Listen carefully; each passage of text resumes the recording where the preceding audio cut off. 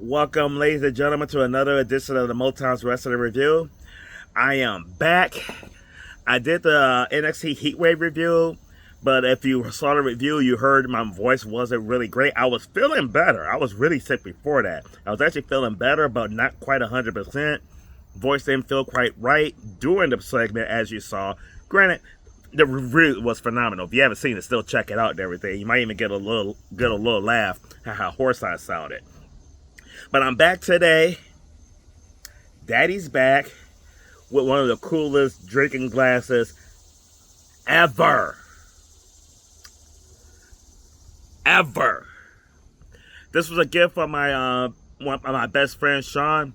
Holds my drink, holds my cigar, does everything all in one. Cause as the not so humble correspondent Robert Black calls me, I am the connoisseur of wine, women, song, and cigars. I am your host and the president of the Motown's Wrestling Group of Facebook, Tony Motown Allen, and I'm here today to talk about Friday Night SmackDown in Paris. It was really Friday afternoon SmackDown, but in the United States we didn't get to see it till the evening. But that's because it's network TV. It ain't Netflix. I do like how Netflix is able to show the shit live in the middle of the afternoon. Granted, I'm usually at work in the middle of the afternoon, can't watch it live, but it's nice to be able to get off work and I don't have to wait till fucking 8 o'clock Eastern time to watch this shit. I can just start watching it as soon as I get home and fast forward over commercials. Thank you, Netflix. But last night, SmackDown kicks off with Logan Paul.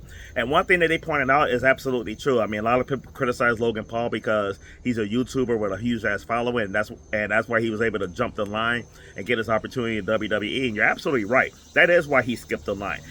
And it happens in professional wrestling. Like Goldberg got off to a hot... Goldberg skipped the line because of his... honestly, not because of that, but because of what he brought to the ring and everything, his presence, his aura and everything, not necessarily his ring ability, but just the mystique of Goldberg. He jumped the line. Some people jumped the line. The Road Warriors back in the day and everything, they didn't have to pay their dues and everything. They were fucking stars from jump. But no matter what the reason is why you jump the line, whether you like have a huge ass following, your father was a professional wrestler, or your mom, or whoever it is, like you're related, or you're part of a huge-ass wrestling family, whoever the case may be, you still need talent. You still need talent to stay relevant. And this motherfucker stays relevant for the last 4 years. He's doing this shit better than half the locker room. He deserves to be here. I'm for one, happy that he had a fucking speed pass to the top and everything. His little Six Flags pass to skip the line. He deserves it. I mean, he's a star. But he cut a pretty decent promo, kind of ripping up John Cena and also ripping up the fans crowd, the France crowd. How many of these have I had? The fuck. Anyway, but as I call it, he was getting some cheap heat. I mean, and I call it cheap heat because Mick Foley back in the day as a babyface used to get the cheap pop with the crowd. He does the opposite, and it's pretty effective. Then out comes John Cena to a huge ass ovation and everything. John Cena is the biggest babyface in the company today. I'm sorry, Cody Rhodes, you are not it. It is John Cena. Sorry, Mom. John Cena is a bigger babyface than Cody Rhodes. Listen to the reaction. He gets a huge ass pop. He is more over now than he has been in the last 23, 24 years of his career. John Cena said it years ago when they were talking about him turning heel. What, like 10 years ago, I think he said it, like 8-10 years ago. I'm not sure how long it was, but they asked him about turning heel, and he's like, turning heel is not going to do anything because the only thing him turning heel would do is make him even more popular. Because he will finally give the haters what they want. He gives the haters what they want. He's going to be even more popular than he already is. And that motherfucker is definitely telling the truth on that. He is the most popular person in the WWE today. Which means he's the most popular wrestler in the world today. Because there's nobody in AEW got such as popularity. That's for goddamn sure. And Cena was Cena. He cut another great-ass heel promo. Babyface promo. He showed that he is one of the GOATs on promos. Great segment. I don't normally grade segments, but I saw the entire show. I had my grade for all the matches and everything. I just want to kind of set the tone for how SmackDown was. This segment got an A+ for me. I don't normally grade segments, but If I'm grading segments, this segment got an A plus and had a nice touch at the end when he apologized to the fan that he fucking ripped apart on his heel run 5 months ago. So that was also an added touch. Advertised for SmackDown was Charlotte Flair and Alexa Bliss, or as they call it, Charlexa, defending their women's tag team titles against the Secret Harvest, Piper Niven, and Alba Fire. But before the match, as the ladies were coming out, Alba Fire and Chelsea Green took out Charlotte Flair, injuring her knee, causing her not to be in the match. So instead of a tag team title match, we're going to have a one-on-one match between Chelsea Green, who was never even booked in a tag match, versus Alexa Bliss. WWE, in my opinion, really kind of shit the bed on this one. I mean, everybody talk about how much better WWE creative is, though, but they were not so creative with this booking. You have this match instead of the advertised match because Charlotte Flair was attacked by the Secret Harvest with two members of the Secret Harvest. But then you mention how Piper Niven was not able to travel over to France, which is probably the real reason you had to call an audible. You're going to call an audible? That's fine. Don't spoil your fucking audible. Jesus Christ, what the fuck were you thinking? The match itself was good, though. Not great, but good. These two surprised me with the chemistry. Chelsea Green is a fucking MVP. And y'all know I love me a little 5 feet of fury. She's the perfect height for Tony Motown Allen. And I will put it on Alexa Bliss like this. I'll also put it on Chelsea Green like does. Oh yeah, Chelsea Green's getting a little bit more does. But the one thing that 5 feet of fury have is like her height kind of reminds me of the height of somebody else in my life. But Chelsea Green can definitely get it all day, every day. That's for fucking sure. But the match itself, they have really good chemistry. It was a fun match to watch. I think there was a little bit of sloppiness in it, but not too bad. Alexa Bliss gets the win. Then the Secret Harvest was attacking her. Charlotte Flair comes out to help, and then they attacked her, let the two women lay it out. The match, I gave it a C. It's a fun match, not great match, but fun. It definitely served its purpose, but it just to say that we're not getting a tag team title match because they took out Charlotte Flair, who actually ended up returning. No, she's too hurt the rest of the match, but she wasn't too hurt to come back at the end of the match. But then you mentioned how Piper Niven couldn't make it. That was just that you guys dropped the ball. Dropped the ball there.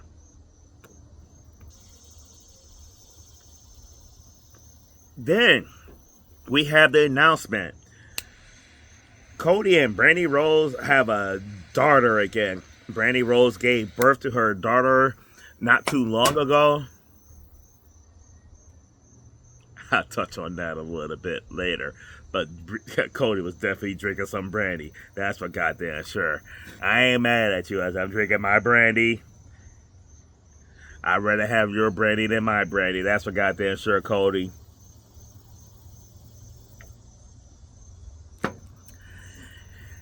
If I was Cody Rhodes, and I'm talking to Cody Raheem Rhodes, the black Cody Rhodes. Oh man, y'all had another kid. That woman, I would keep a baby. All my kids would be 10 months apart.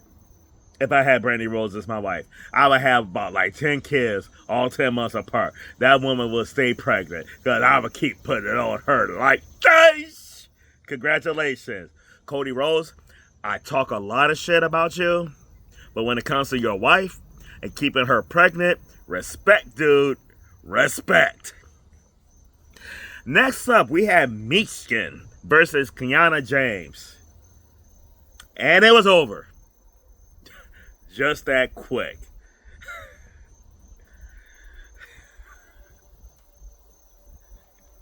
How do you grade a 2-second match? Oh, yeah, here's how. D. Gave this shit a D. Served no fucking purpose whatsoever. Kalani Jordan's taking Michigan because Michigan wants to challenge Julia for the U.S. title, and this was like the match to lead up to that. And of course, Julia and Kalani James attacked Michigan afterwards. Mia Yim, or William Fox and me like to call Mia Yum Yum. Because speaking of does, Mia does. Speaking of respect, Keith Lee hits that every fucking night. Respect, dude. Respect, Keith Lee. But this served no purpose whatsoever other than show me that, like, as great as they're doing with the women's division, Triple H have no fucking idea what he's doing with Julia. None. And that pains me to say that. It really does. D for this match. Drew McIntyre comes out talking about Randy Orton, talking shit about Cody Rhodes and everything. He even talking a little shit to Michael Cole, like, you love Cody Rhodes so much. How's he doing? What's his update? I'll tell you his update. He's perfectly fine, sitting at home with his fucking wife who just had a baby.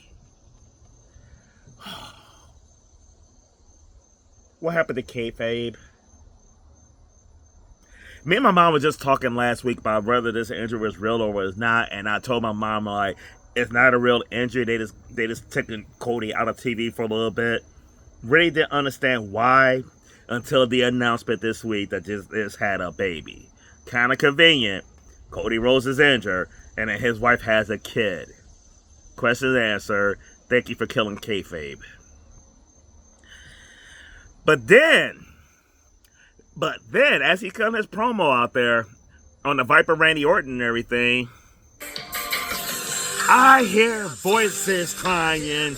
I see heroes dying. I taste blood that's drying.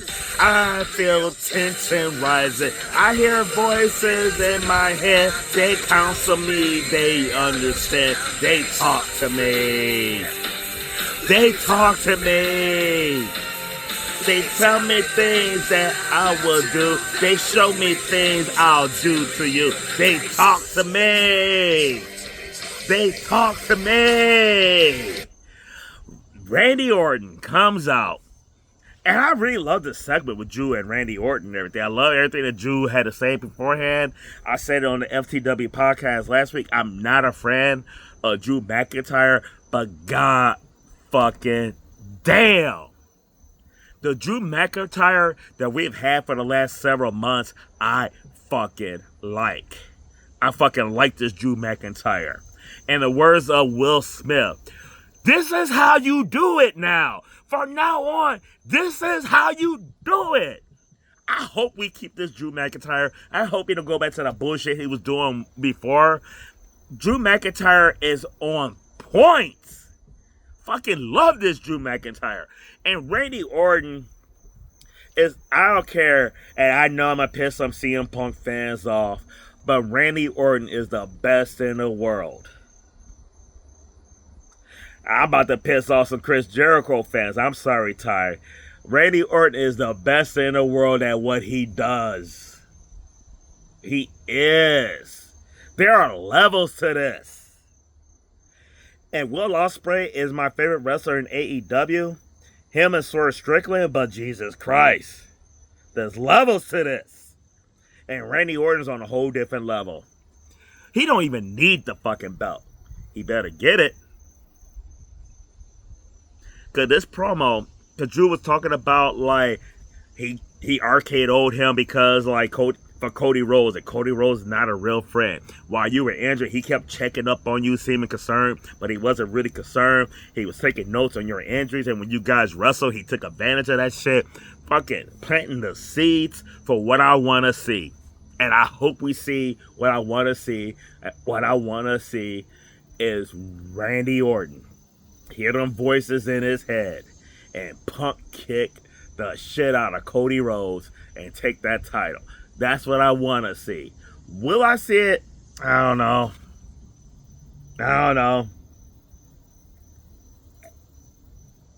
But I definitely want to see that shit. But this segment really good. Randy Orton said that, like, he didn't do it for Cody Rhodes. He did it because he thought that Drew McIntyre was a fucking prick. Drew hit him with a classic out kick. They start fighting. Randy Orton gets the upper hand. Here out comes security. So Randy threw his hands up. Randy Orton, the Viper, threw his hands up like, all right. And then everybody got RKO. In the words of, you get an RKO. You get an RKO. The Hurricane. RKO. Hurricane took the last RKO. And I'll be honest with you, it's kind of crazy because I didn't realize that was a Hurricane until the announcers pointed out. And I thought it was really cool that they mentioned that that was the Hurricane and everything. Randy Orton teased the punt kick, but didn't get it. Jesus Christ. John Cena gets the biggest reaction in professional wrestling today. But the day we finally get a Randy Orton punt kick, the day he finally connects boot to face, you're going to get a Road Warrior pop on that fucking moment. That's for fucking sure. Great segment. Since I rated the other segment, I'm going to rate this segment A.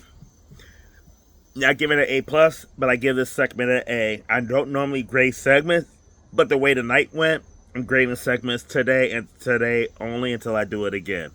Tony Motown Island rules. I do what I want is my show. Then we have The Miz and Carmelo. No, Melo don't Miz. Taking on the Street Profits to see who faced the Wyatt Six for the Tag Team Championship. Decent match. Okay match, I guess, and everything.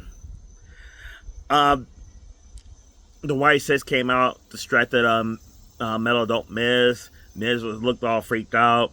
Carmelo kind of got thrown off, and then, boom, he got pinned by the Street Profits. The Street Profits take on the Wyatt Six on Sunday afternoon.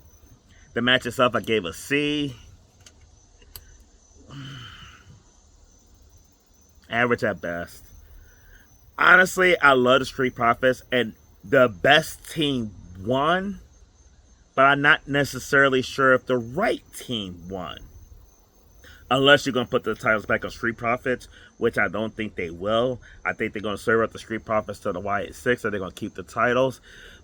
I liked what they had going on with Melo and Miz, and I think a tag team title match, and honestly an upset win over the Wyatts, with the tension between Melo and Miz, with Miz constantly stealing victories, and Melo getting all pissed off with them, but they keep winning, and they won tag team titles, and they keep doing that shit, and Melo keep getting pissed off, but they keep winning. I think that would have been a better dynamic to this whole story that they're doing, though. But with this loss, what the fuck you doing?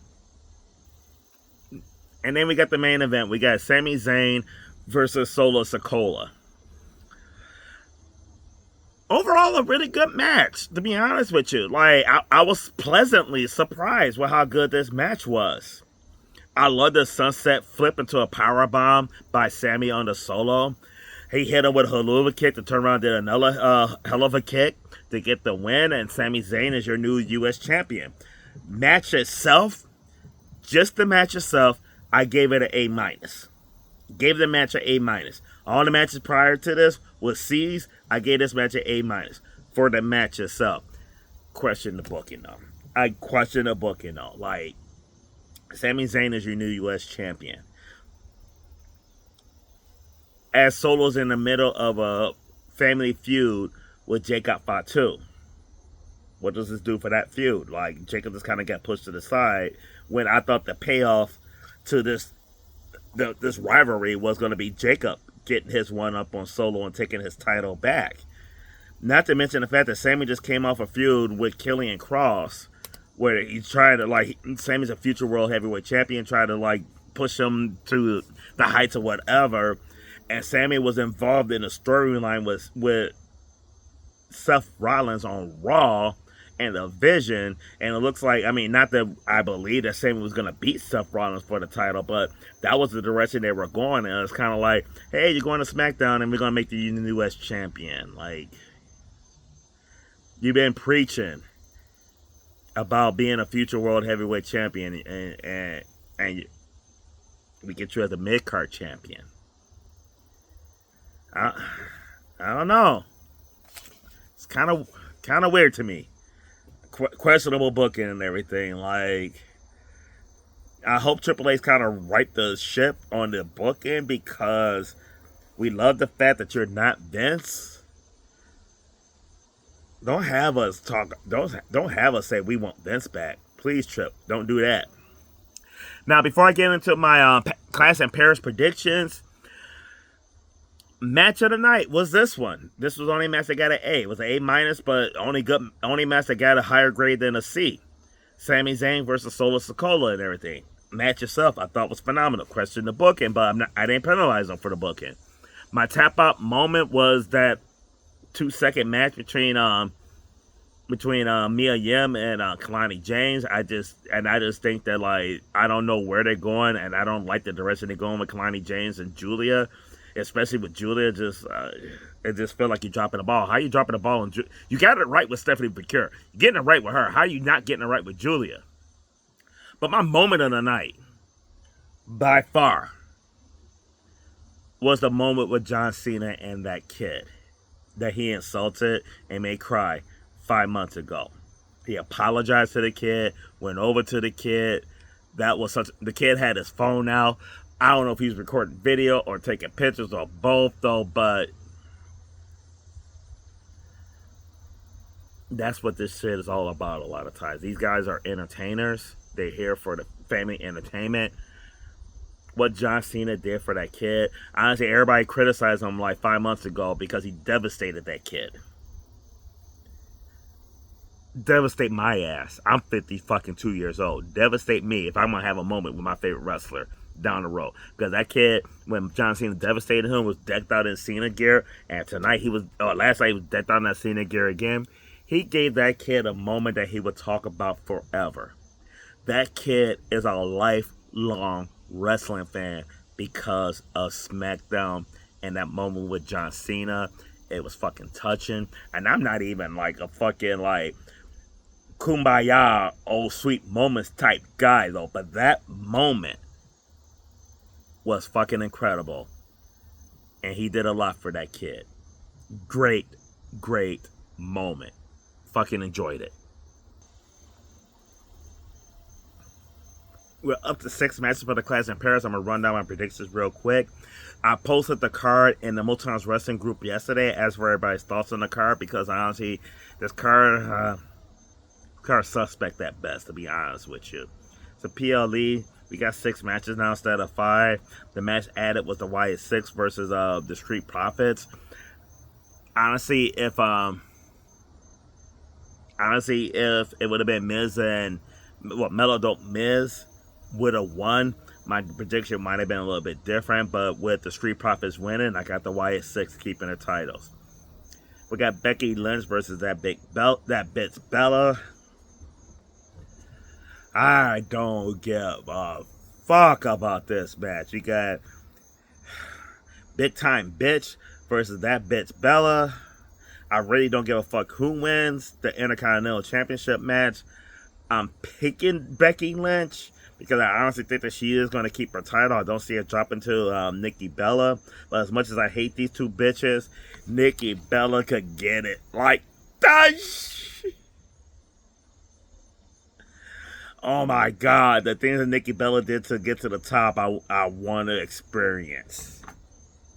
And when I say get to the top, she got to the top of John Cena. She got to the top of Vince McMahon. She got top to the wrestling for a minute there.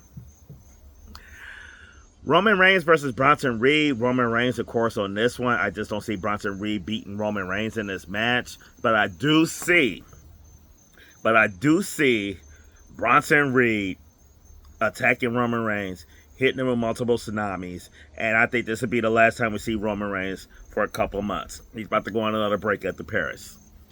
Rusev versus Sheamus. As much as I don't like Becky Lynch and Nikki Bella, I give even less fucks about this match. I think on the FTW podcast, I want to say I picked Rusev, so I'm going to stick with Rusev, but I really don't give a fuck who wins that match. Then we got John Cena versus Logan Paul. I'm really conflicted on this one. You ask me on Sunday, I might give you one pick. Ask me today, I might give you another pick. You ask me again tomorrow, I might give you a different pick because I just kind of going back and forth on this one. I don't remember who I picked on the Future Focus podcast this past Sunday, but right now, today, I'm picking John Cena to win this one. Won't be upset with either one of them winning, but I'm picking John Cena. If this was closer to the end of his retirement tour, this is going to happen at the end of August, not like November, December. If it was later in his retirement tour, I would definitely have picked Logan Paul. But at this point in his retirement tour, I'm picking John Cena, only because he got some time left. No, fuck. What the fuck am I thinking? I just remember what I said at the Future Focus podcast on Sunday, which makes even more sense. Logan Paul is my pick. Logan Paul is winning this match, and Logan Paul is going to win this match because my dumbass almost forgot about Brock Lesnar. I think Brock Lesnar is going to come out. I think Brock Lesnar is going to be the reason Logan Paul wins. So I'm sticking with that. Final match, Seth Rollins versus CM Punk versus Jey Uso versus LA Knight. In my opinion, if they had Roman Reigns in this match instead of Jey Uso, I know Jey Uso wants to get his title back, but as far as the feud with Seth Rollins, it would have made more sense for Roman Reigns to have been in this match. And in all honesty, at that point, you have a threat for him losing the title. You could have still had Seth Rollins keep the title, no matter what. Seth Rollins keeping his title. But this combination, I don't think it's a doubt who's going to win. Whereas Roman Reigns was in the mix, there would have been doubt. So that's my prediction for Clash of Paris. Seth Rollins keep the title. Looking forward to it. I will be doing a Clash of Paris review probably either Sunday night, early Monday morning, because my stepfather David is coming to town this weekend, so at some point I should see him. I got my other friend Denise coming to town, so we spend some time. It's a holiday weekend though, but I will get my reviews in. Just not quite sure exactly when I will post them, but they will be posted. So sorry I kind of a little bit long-winded, but I've been gone a little bit. My voice is back. I'm feeling better. Hope you enjoyed it. Make sure you like the video and subscribe so you get alerts for anytime I post videos. And if you're not part of the Motown's Wrestling group on Facebook, make sure you join. Until then, I'm Tony Motown Allen, and I'll see you next time.